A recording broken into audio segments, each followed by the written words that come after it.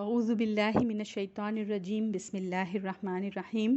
Audio number 24، عرب کی زمیں جس نے ساری ہلا دی۔ پچھلے آڈیوز میں ہم نے سنا کہ سرزمین عرب میں قریش کو ایک الگ ہی مقام حاصل تھا، ان کی ایک خصوصی اہمیت تھی۔ خانہ کعبہ میں 360 بت رکھے ہوئے تھے، ہر قبیلے کا اپنا اپنا ایک بت تھا اور قریش اس کے پاسبان تھے۔ انہیں ہر قبیلے کے بت کی دیکھ بھال کا شرف حاصل تھا۔ اس زمانے میں قافلوں پر اٹیکس ہوتے تھے، لوگ مل کر قافلوں کو لوٹ لیا کرتے تھے، ڈاکو بھی حملہ کرتے تھے، کوئی بھی محفوظ نہیں تھا، لیکن قریش پر کوئی حملہ نہیں کرتا تھا، یہ محفوظ تھے۔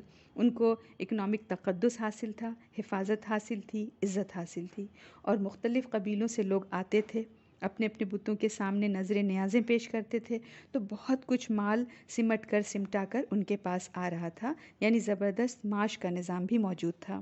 اور اس سرزمین میں آبا پرستی میں لوگ ڈوبے ہوئے تھے، آبا اجداد کی اطاعت اور اندھی غیرت، اندھی حمیت میں لوگ پڑے ہوئے تھے، جسے اللہ تعالیٰ نے حمیت الجاہلیہ فرمایا ہے، جاہلی حمیت۔ سیلف ریسپیکٹ اور سیلف کانفیڈنس جب حد سے زیادہ انسان میں بڑھ جائے تو پھر وہ تکبر کی شکل اختیار کر لیتا ہے، جس کی وجہ سے بعض دفعہ گردنیں کٹنا پسند کرتی ہیں، جھکنا پسند نہیں کرتی۔ مکے کے اندر نبی اکرم صلی اللہ علیہ وسلم کی علی الاعلان دعوت سے ایک ہلچل مچ گئی تھی۔ وہ جو ایک سکون تھا، ایک عافیت تھی اور سب کا اتفاق تھا ایک عقیدے پر، ایک نظریے پر، وہ سب پاش پاش ہو رہا تھا۔ سارا سکون اٹھ گیا، سارا چین رخصت ہو گیا تھا مکہ والوں کا اور اس علاقے والوں کا۔ ہر طرف بحثیں، ہر طرف اختلاف، گھروں کا اتحاد، اتفاق، سکون سب درہم برہم ہو کر رہ گیا۔ وفاداری کا معیار بدل رہا تھا، صحیح اور غلط کی پہچان بدل رہی تھی، لوگ نئے طرح سے ڈسکور کر رہے تھے کہ صحیح کیا ہے اور غلط کیا ہے، ہر چیز الٹ پلٹ ہو رہی تھی۔ نبی اکرم صلی اللہ علیہ وسلم نے سچائی کی جب دعوت کھلم کھلا دینی شروع کی، اطیعوا اللہ و اطیعوا الرسول پر للکارا، ایک اللہ کی عبادت کا حکم دیا، تو مکے والے یہ تمام حقائق سن کر بپھر گئے۔ بات کیا ہے؟ بات یہ ہے کہ سچ لوگوں کے لیے اس وقت تک قابل قبول ہوتا ہے جب تک وہ بے ضرر ہو، ہارملیس ہو، ان کی زندگیوں پر کوئی اثر نہیں پڑ رہا ہو۔ جب سچ کی چوٹ اپنے عقیدوں پر پڑتی ہے، اپنی آئیڈیالوجی پر پڑتی ہے، اپنے طریقے زندگی پر، اپنی لائف اسٹائل پر پڑتی ہے، تو پھر یہ سچ اب ناقابل قبول ہو جاتا ہے۔ اور سچائی اور حق کی روشنی میں جب اپنے بزرگوں اور اپنے آبا اجداد کی غلطیاں یا گمراہیاں آنے لگ جائیں، تب تو پھر اس روشنی کو بجھانے کی بھرپور جد و جہد کرتے ہیں۔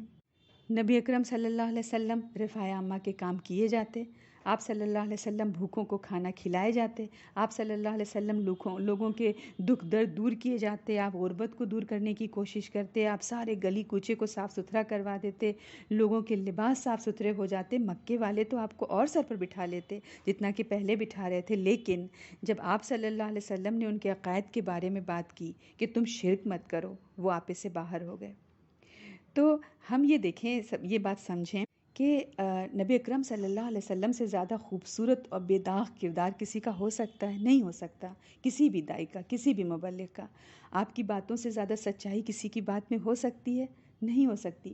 کہ وہ جو کہتا ہے وہی خود بھی کرتا ہے؟ کوئی نہیں ہو سکتا۔ کوئی ایسا ہو سکتا ہے جو زیادہ خوبصورت، زیادہ میٹھے انداز میں بات کرے، جیسا کہ نبی اکرم صلی اللہ علیہ وسلم فرما رہے تھے؟ آپ سے میٹھی زبان کسی کی ہو سکتی ہے؟ نہیں ہو سکتی۔ تو اگر یہی چیزیں ہدایت کے لیے کافی ہوتی، مبلغ کا باعمل ہونا، مبلغ کا احسن ترین طریقے سے تبلیغ کرنا، مبلغ کا نرمی سے تبلیغ کرنا، مبلغ کا بہترین کردار کا حامل ہونا، اگر یہ چیزیں کافی ہوتیں، سب مکے والے ہدایت پا لیتے۔ لیکن کیوں نہیں ہدایت پائے؟ پتہ چلا ہدایت کا دار و مدار بتانے والے پر نہیں ہے، ہدایت کا دار و مدار سننے والے پر ہے۔ جو سننا چاہے گا اس کو ہدایت مل جائے گی، جو سن کر بپھر جائے گا نہیں پا سکے گا ہدایت۔ تو یہ بات ہر داعی کو، ہر مبلغ کو یاد رکھنی ہوگی کہ اس کا طریقہ دعوت، طریقہ تبلیغ اس کی نظر میں کتنا بھی پرفیکٹ کیوں نہ ہو، وہ رفاع عامہ کے کاموں میں بڑھ چڑھ کر ہی حصہ کیوں نہیں لے رہا ہو، جب وہ اللہ کی بات لوگوں کے سامنے رکھے گا اس کو یقیناً مخالفت کا سامنا کرنا پڑے گا۔ کوئی برداشت نہیں کرتا کہ کوئی ہمیں غلط کہے یا کوئی ہمیں حکم دے کہ ہم اپنے آپ کو بدل لیں۔ نبی اکرم صلی اللہ علیہ وسلم کے ساتھ یہی ہوا۔ مکے والے جو آپ کو اب تک الصادق کہتے چلے آئے تھے، وہ ایسے سچ کو قبول کرنے کو تیار نہیں تھے جو ان کو آئینہ دکھا دے۔ پورے مکے میں ایک تہلکہ مچ گیا آپ صلی اللہ علیہ وسلم کی دعوت سے، جیسے کہ حالی نے کہا ہے کہ وہ بجلی کا کڑکا تھا یا صوت ہادی، عرب کی زمیں جس نے ساری ہلا دی۔ سارے خداؤں کو چھوڑ کر ایک اندیکھے اللہ کو ماننے کی دعوت دی جا رہی تھی، جس کا مطلب تو یہ تھا کہ سرزمین عرب میں جو قریش کی پوزیشن تھی، جو خصوصی اہمیت تھی، ختم ہو جائے گی۔ اس لیے ان کا رد عمل جو آیا اس میں معاش کو بڑا ہاتھ تھا۔ پھر دوسرے آبا و اجداد کی اطاعت چھوڑ کر نبی اکرم صلی اللہ علیہ وسلم کی اطاعت کی دعوت دی جا رہی تھی۔ اس کا کیا مطلب تھا؟ کہ ایک جانا پہچانا پسندیدہ کمفرٹیبل طرز زندگی، لائف اسٹائل چھوڑ کر بالکل نیا طرز زندگی اپنایا جائے۔ پہلے تو ذہنی ہجرت ہوتی ہے۔ ذہنی ہجرت سب سے مشکل کام ہے۔ ایک دفعہ مینٹلی انسان اپنے آپ کو ڈسپلیس کر لے، اس کے بعد تو پھر جسمانی ہجرت آسان ہو جاتی ہے۔ تو ان کے ذہن ہی آمادہ نہیں تھے، وہ ذہنی ہجرت ہی کے لیے تیار نہیں تھے کہ وہ اپنے بزرگوں کے عقائد کو چھوڑیں، بزرگوں کے طور طریقوں کو چھوڑیں۔ انہی سے اپنائیت تھی، انہی سے لگاؤ تھا۔ اور اب نبی اکرم صلی اللہ علیہ وسلم یہ فرما رہے تھے کہ ہر خاص و عام وہ نبی اکرم صلی اللہ علیہ وسلم کی ہر بات مانیں، چاہے عمر میں بڑا ہو، رشتے میں بڑا ہو، بہت زیادہ پیسے والا ہو، کسی قبیلے کا سردار ہو، کچھ بھی ہو، جو نبی اکرم صلی اللہ علیہ وسلم کہہ دیں ان کے آگے ان کو سر جھکانا ہی ہوگا۔ یہ بات ان کی انا کو، ان کی ایگوز کو گوارا نہیں تھی، تو ان کی غیرت نے اس کو پسند نہیں کیا۔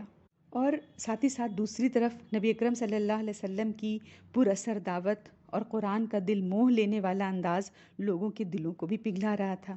اہل مکہ حیران تھے، اہل مکہ گنگ ہو گئے تھے قرآن کو سن کر۔ انہیں اپنی زباندانی پر بڑا ناز تھا، اپنے خطبہ پر، اپنے شعرا پر بہت ان کو ناز تھا، اور باقی جو دوسرے لوگ تھے جو غیر عرب تھے، جنہیں عربی زبان نہیں آتی تھی، ان کو یہ اجمی کہتے تھے۔ اجمی کا مطلب ہوتا ہے گونگا، ڈمب۔ اب یہی عرب جنہیں اپنی زبان پر بڑا گھمنڈ تھا، یہ قرآن کے آگے خود گنگ ہو گئے، ڈمب ہو گئے۔ ان کی سمجھ ہی میں نہیں آ رہا تھا کہ قرآن کو کیا کہیں اور قرآن لانے والے کو کیا کہیں۔ اپنی زبانوں سے تو پچھلے 40 سال سے آپ صلی اللہ علیہ وسلم کی سچائی، شرافت اور امانت کے گن گا رہے تھے، اب کیسے ان کو ایک دم جھوٹا کہنے لگ جائیں؟ تو یہ جو جھوٹے کا الزام بھی ہم آگے جا کر پڑھیں گے، سنیں گے، نبی اکرم صلی اللہ علیہ وسلم پر لگا۔ پہلے تو مجنون کہا گیا، ساحر کہا گیا، اس کے بعد پھر جب ان کی دشمنی کے اندر بہت زیادہ تلخی آئی، بہت زیادہ کڑواہٹ آئی، تب کہیں جا کر آپ صلی اللہ علیہ وسلم کو انہوں نے جھوٹا کہنے کا دعویٰ کیا۔ لیکن اب حالات بدل رہے تھے۔ کوئی گھر مکہ کا ایسا نہیں تھا جس میں کوئی غلام یا کوئی نوجوان یا کسی کی بیوی یا کسی کا شوہر یا کسی کا بچہ اسلام نہ لایا ہو۔ پہلے تو صرف خونی رشتوں اور خاندانوں اور قبیلوں کے ساتھ وفاداری ہوتی تھی، اب کچھ لوگ روایات کے بجائے، خاندان قبیلے کے بجائے نبی اکرم صلی اللہ علیہ وسلم کو حق کا معیار قرار دے رہے تھے۔ کہہ رہے تھے کہ نہیں، ایک طرف خاندان کی بات ہے، دوسری طرف محمد صلی اللہ علیہ وسلم کی بات ہے، اور دونوں ٹکراتے ہیں، ہم تو محمد کی بات مانیں گے۔ یہ خاندان کے بزرگوں کو گوارا نہیں ہوا۔ انہوں نے بدتمیزی کا، نافرمانی کا، بے وفائی کا، غداری کا جو الزام ہو سکتا تھا انہوں نے آپ پر لگایا، آپ کے ساتھیوں پر لگایا، رشتہ داریاں کاٹنے کا الزام لگایا، جھگڑے کھڑا کرنے کا الزام لگایا۔ یہ سارے الزام مسلمانوں کے سروں پر لگتے چلے گئے۔